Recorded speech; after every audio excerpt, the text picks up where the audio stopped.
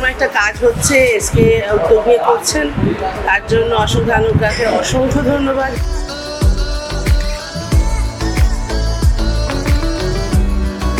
Almost 500 জন সামিল হচ্ছে এই উদ্যোগে, কারণ 1 unit of blood saves up to 3 lives.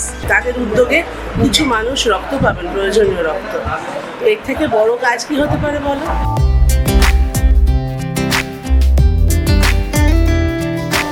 এক বোতল রক্ত 3টে মানুষের জীবন বাঁচাতে পারে। ভালো থাকতে হলে রক্ত দিন, ভালো থাকুন।